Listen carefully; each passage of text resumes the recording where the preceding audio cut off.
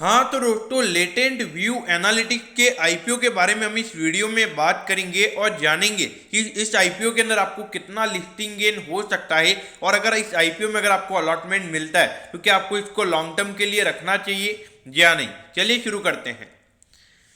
तो देखिए, सबसे पहले हम ये जानेंगे कि ये कंपनी काम क्या करती है। तो देखिए, ये जो कंपनी है ये 2006 में इनकॉर्पोरेट हुई थी, यानी कि अराउंड 15 साल इस कंपनी को इनकॉर्पोरेट हुए हो चुके हैं। देखिए, कंपनी 4 मेन सर्विसेज प्रोवाइड करवाती है, जिसमें पहला है कंसल्टिंग सर्विसेज। देखिए, कोई कंपनी है तो उनको अगर आईटी सर्विसेज से रिलेटेड अगर कोई कंसल्टेंसी सर्विस चाहिए तो ये वो प्रोवाइड करवाने का काम करते हैं। और जो दूसरा है वो है डेटा इंजीनियरिंग, यानी कि जो उनके डेटा है उसको कैसे अलग तरीके से डिजाइन किया जाए, तो ये सर्विसेज भी कंपनी प्रोवाइड करवाती है। और तीसरा है बिजनेस एनालिटिक्स। देखिए, आपको पता होगा जैसे एक अमेजॉन ये जो कंपनी है, अगर आपने देखा होगा, आप उनकी जो ऐप में कभी भी जाके कोई भी प्रोडक्ट वगैरह देखते हो तो वहां पर आपको पता होगा कि ये जो सबसे ज़्यादा प्रोडक्ट आप देखते हो तो अगली बार आपको वही अमेजॉन सबसे ज़्यादा दिखाता है।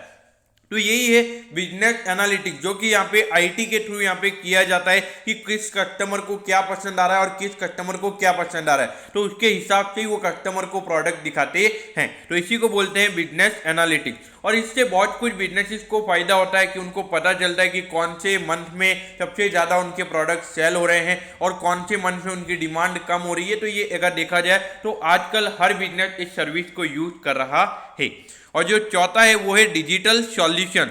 अब देखिए, डिजिटल सॉल्यूशंस यानी कि जो उनको डिजिटली जो भी प्रॉब्लम्स वगैरह होती है कंपनीज को, तो उसको ओवरकम करने के लिए कंपनी ये सर्विसेज प्रोवाइड करवाती है। तो ये पूरी आईटी कंपनी जो पूरी न्यू एज टेक्नोलॉजीज पे काम कर रही है, देखा जाए तो यहाँ पर एक अच्छा कंपनी मुझे ये नजर आ रहा है, अच्छी कंपनी ये नजर आ रही है।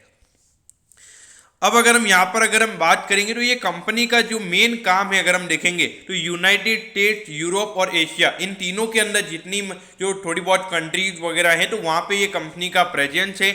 उसके अलावा अगर हम कंपनी के सेल्स ऑफिस की अगर हम बात करेंगे तो San Jose, London and Singapore, ये 3 कंट्रीज के अंदर कंपनी के सेल्स ऑफिस हैं।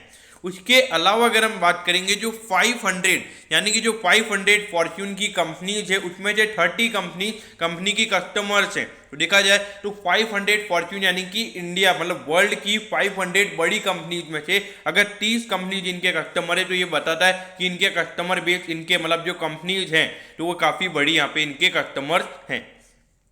अगर हम देखें इनके की क्लाइंट्स की अगर हम बात करेंगे तो एडोब, यूबे टेक्नोलॉजी और 7-Eleven, ये जो 3 बड़ी कंपनीज हैं ये कंपनी के मेन कस्टमर्स हैं। अब अगर हम कंपनी की कॉम्पिटिटिव स्ट्रेंथ की अगर हम बात करेंगे तो देखिए, पूरा डेटा एनालिटिक्स की अगर हम बात करेंगे तो इंडिया के अंदर एक लीडिंग ये कंपनी है, तो ये काफ़ी अच्छी बात है। उसके अलावा अगर हम बात करेंगे तो एक्सटेंसिव एक्सपीरियंस, मतलब अगर हमने देखा है जो 15 साल से ये कंपनी काम कर रही है तो काफ़ी एक्सपीरियंस कंपनी के मैनेजमेंट के पास है, और कुछ भी अगर चैलेंजेस वगैरह आते हैं तो उसको अच्छे से ओवरकम करते हैं। जैसे कि मैंने आपको बोला कि 30 बड़ी कंपनीज इनकी क्लाइंट्स है, तो ये ब्लू चिप क्लाइंट कंपनी के हैं। तो देखिए, ब्लू चिप क्लाइंट्स वगैरह में एक दिक्कत ये भी है कि जो ये ब्लू चिप कंपनीज होती है इनकी बार्गेनिंग पावर काफ़ी स्ट्रांग होती है, मतलब इन कंपनीज को जितना मार्जिन चाहिए होता है उनसे उतना मार्जिन नहीं मिलता है। लेकिन इनके अगर ब्लू चिप कस्टमर्स होते हैं तो इनको ईजिली जो स्मॉल कंपनीज होती है उनसे ईजिली उनको वापिस से कॉन्ट्रैक्ट मिल जाते हैं। ये एक बात भी आपको समझनी होगी। और मेन बात, ये कंपनी लगातार इनोवेशन मतलब R&D के ऊपर कंपनी इन्वेस्ट कर रही है, कैसे नई नई टेक्नोलॉजी लाई जाए और कैसे जो डिजिटल सॉल्यूशंस मतलब जो दूसरी कंपनी जो प्रोवाइड करवा रही है उसके अलावा ये कंपनी क्या हटके कर सकती है, उसके ऊपर इनका फोकस हमेशा रहता है। और स्केलेबल, देखिए ये जो बिजनेस है, ये जो डिजिटल सर्विसेज वाला जो बिजनेस है ये अभी ग्रो होना स्टार्ट हुआ है, और अभी जो कोविड की वजह से जितना डिजिटलाइजेशन बढ़ा है तो उससे यहाँ पे आने वाले टाइम पे सबको पता चल चुका है कि अगर आपको बिजनेस में रहना है तो डिजिटल होना ही पड़ेगा। तो इसीलिए ये ग्रोथ अपॉर्चुनिटीज इनके पास काफ़ी अवेलेबल है।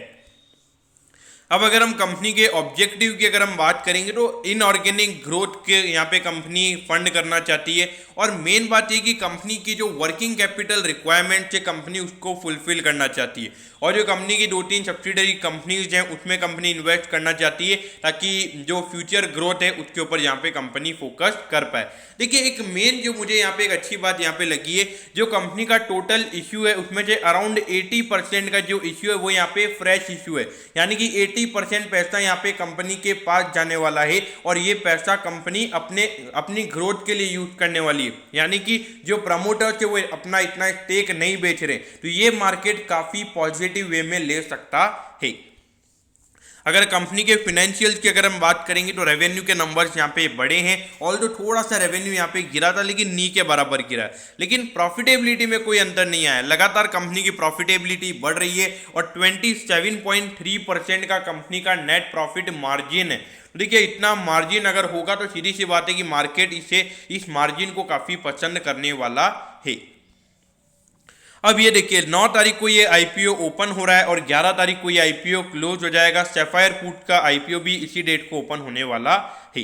देखिए 197 का यहाँ पे कट ऑफ प्राइस है और एक लॉट के अंदर 76 शेयर्स हैं और 600 करोड़ का ये आईपीओ है, जिसमें से 474 करोड़ का फ्रेश इश्यू है, यानी कि ये पैसा कंपनी के पास जाने वाला है और 126 करोड़ का यहाँ पे ऑफर फॉर सेल है, ये कंपनी के प्रमोटर्स के पास जाएगा।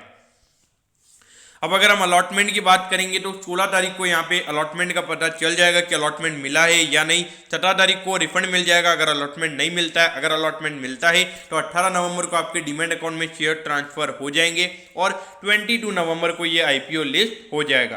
देखिए 22 नवंबर को सैफायर फूड की भी लिस्टिंग है और उसके अलावा अगर हम बात करेंगे शायद से पेटीएम की लिस्टिंग भी उसी दिन है। अब अगर एक लॉट की अगर हम बात करेंगे तो 14,972 रुपीज कट ऑफ प्राइस पर आपको चाहिएंगे अगर आपको एक लॉट अप्लाई करना है और मैक्सिमम आप रिटेल कैटेगरी के अंदर 13 लॉट के लिए अप्लाई कर सकते हो, जिसके लिए 1,94,636 रुपीज लगेंगे।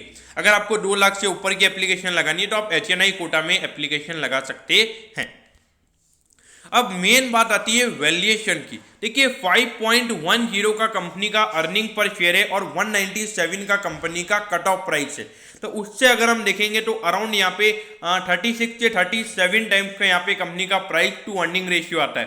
तो अगर हम देखेंगे जो ग्रोथ जिस काइंड ऑफ इंडस्ट्री में ये कंपनी काम कर रही है तो वहां पर अगर देखा जाए तो ये वैल्यूएशन जस्टिफाइड है और मेन बात ये कि आने वाले टाइम पे ये जो इंडस्ट्री है हायर डबल डिजिट ग्रोथ में क्या कहते हैं कि ग्रो हो सकती है। तो मेरे ख्याल से और मेन बात ये भी है कि सिर्फ अराउंड 600 करोड़ का ये आईपीओ, जिसमें से 10% ही रिटेल कोटा है, तो यानी कि अगर 60 करोड़ का ही रिटेल कोटा है, यानी कि एक हाई डिमांड हमें रिटेल की तरफ से देखने को मिलने वाली है। तो वहां पर एक हाई डिमांड है और सप्लाई कम है, तो ऑटोमेटिकली वहां पे मार्केट इसे 70 से 80 के पी तक लेके जा सकता है। अगर रिटर्न ऑन नेटवर्थ की अगर हम बात करेंगे तो 20.89% का यहाँ पे रिटर्न ऑन नेटवर्थ है, तो ये नंबर भी काफी अच्छा है। और अगर नेट एसेट वैल्यू की अगर हम बात करेंगे तो ये नंबर है 25.63 पे, यानी कि अराउंड 7 से 8 टाइम्स के लगभग यहाँ पे कंपनी का प्राइस टू बुक रेशियो आता है।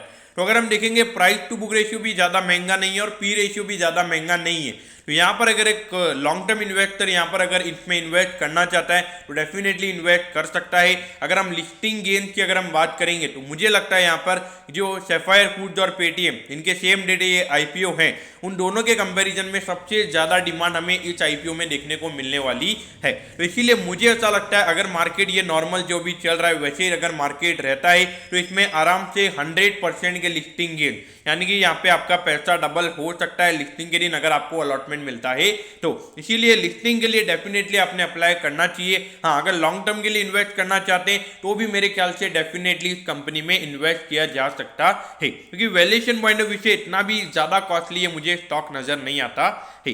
दोस्तों मैं होप करता हूं कि आपको लेटेंट व्यू एनालिटिक्स के आईपीओ के बारे में सब कुछ समझ में आ गया होगा। अगर आपकी कोई भी क्वेरीज है तो आप कमेंट कीजिए, मैं जरूर आपके कमेंट पर रिप्लाई करूंगा। ओके दोस्तों, thank you, have a nice day.